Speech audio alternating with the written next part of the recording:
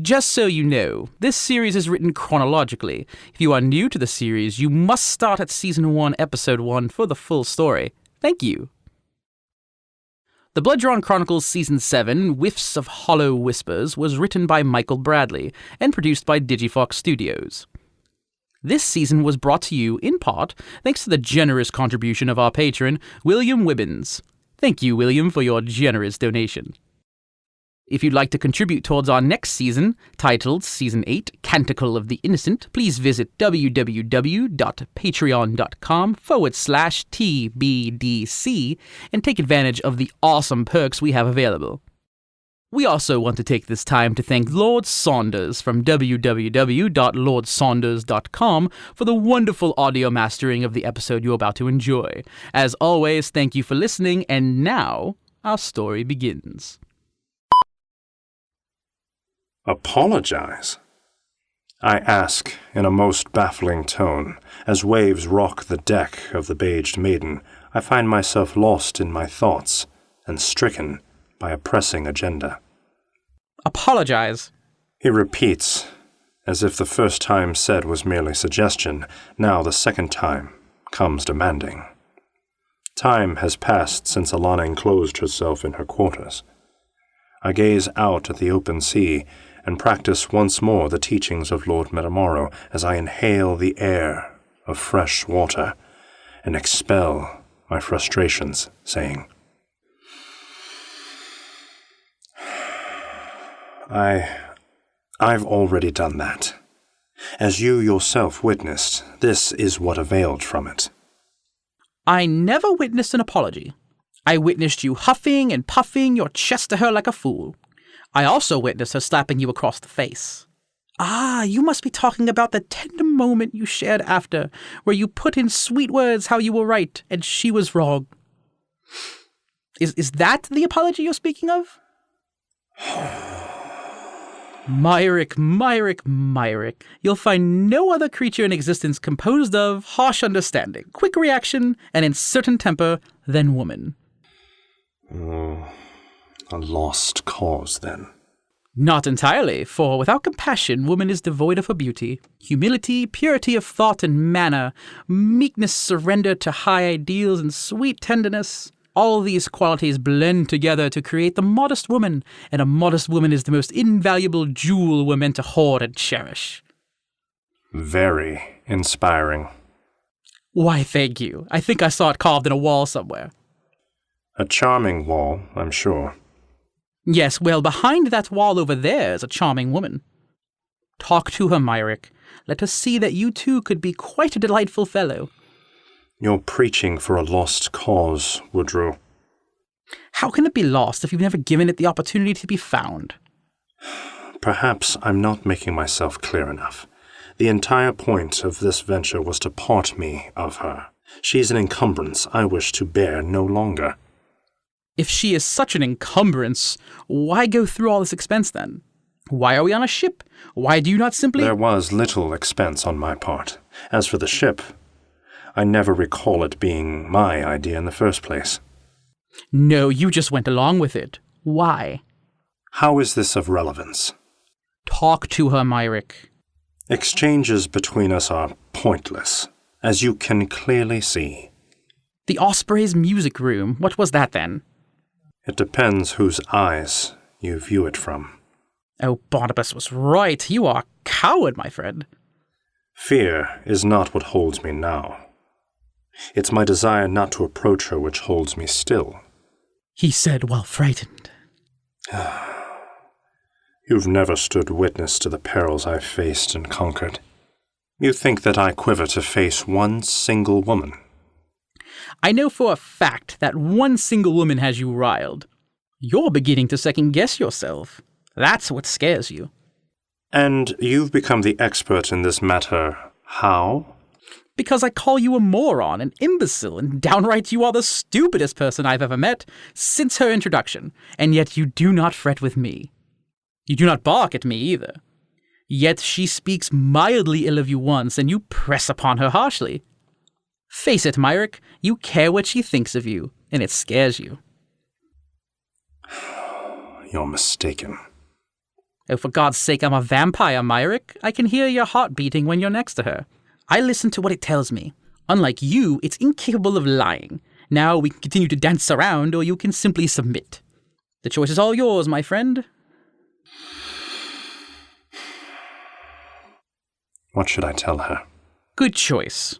Now then, that is a tough one. Say what you would normally say, but... Oh, wait, scratch that. Say what you normally would not say, but say it like you would usually do. You've lost me. Well, hell, don't blame me. Never has there been a romance ever written where the gallant hero asks a dwarf for advice on women. And if there were, how would it go? Clichés. Clichés. Yep, they're your best friends when writing what you don't often know. I see no clichés in this matter. Of course there are. You're a handsome prince, she's a beautiful princess, both from magical kingdoms. But there's vile ancestral hatred in the air, and vampires in the mix. The story practically writes itself. So I suppose the most cliché thing to tell you at this point is to speak with your heart. That's it? That's it. Oh, and remember not to do anything hellborn princey like... You'll only make it worse, and hell hath no fury like a woman scorned. Well, what are you waiting for? You've wasted enough time with me. Get to it. I do as instructed, pacing myself towards Alana's door.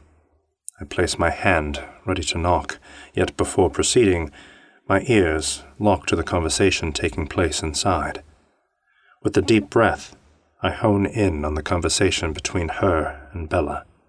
My ears uncover what is thought of me through her lips, as she, in whispering tone, continues, saying, Often I find myself confused. He's nothing like the Valpyr I remember. The Valpyr of my world were savage creatures. You'd never think to put a pen in their hands. The moment you try, they bite your fingers off. Their speech was primitive, and yet... Myrick speaks with soft words. Precisely. And if you were able to read his book, you'd see that he's capable of sweet words that mimic real emotions. He's evolved, but at the core he's still violent, and in his eyes I still see the cold, harsh stare of the monsters of my world, and... Be honest with me, Alana. You don't always see a monster when you stare into his eyes, do you? What are you saying? I saw the way you held him when he rescued us. I've seen the way you two often stare at each other. You see something else there. Something warm. Something soft. Something you find comforting. I don't know what you're saying. It's all right to admit it here. Face it, Myrick is handsome. Your human eyes are unable to see him in his true form. Alana, human eyes are not. You see it too. I know you do. I see the way you stare as he stands there, all proud-postured. His hair blowing in the wind, his calling eyes focused on what he wants. His perfect cheekbones and sculpted chin point his destination. Your eyes can see him without his shirt on. His torso perfectly chiseled. His arms so strong you want them wrapped around you. Face it, Alana. You may stand before him harshly, but you lust after him deeply. Somewhere in our conversation, I must have lost you. If you think for a moment that I would ever... I cut her sentence short by knocking on her door. I've heard enough. And where the conversation was leading would only hinder solution towards my pressing agenda. Bella opens the door. I look her in the eye and say, Bella, I've come to have a word with Alana. She looks back at Alana, who fails to respond with either body or speech. Taking her awkward stillness as a yes, she excuses herself from the room as I enter, and closes the door behind her. I take a seat on the bed next to Alana, and without awaiting reaction, I begin by saying, This room is quite suiting.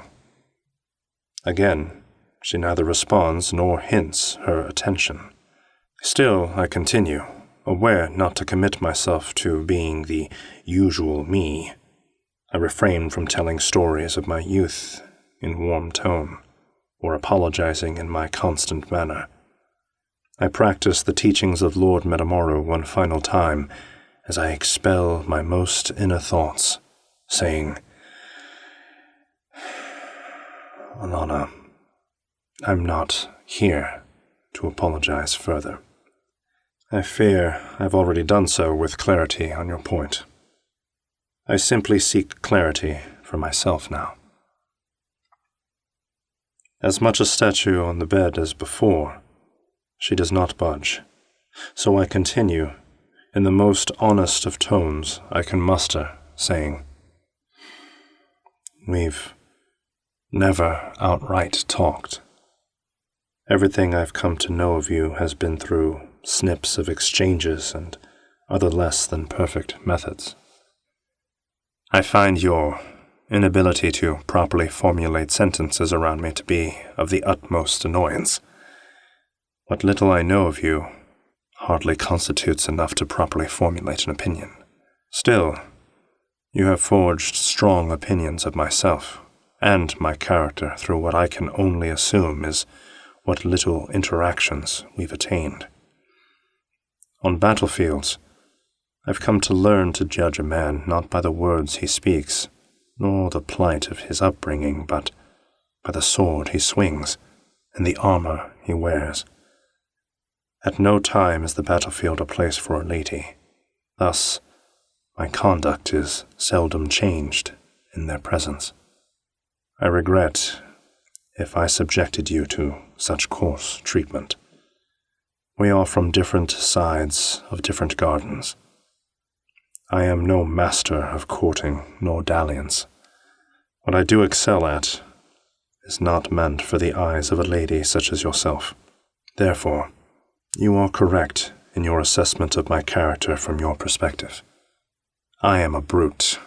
I am untamed. And I am tempered.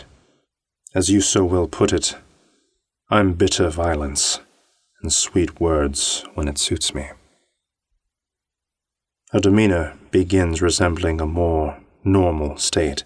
Finally, I can state the pressing agenda for which I entered her room.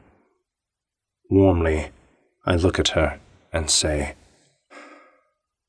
Alana, I say these things to you now because we have arrived at our destination. Soon, you shall be free of whatever curse links us. I know you still hold a dire hatred in your heart for me.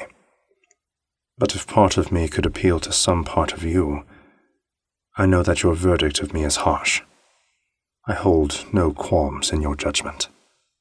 I want you to know that, no matter your prudence, I still fare to hold you in high esteem.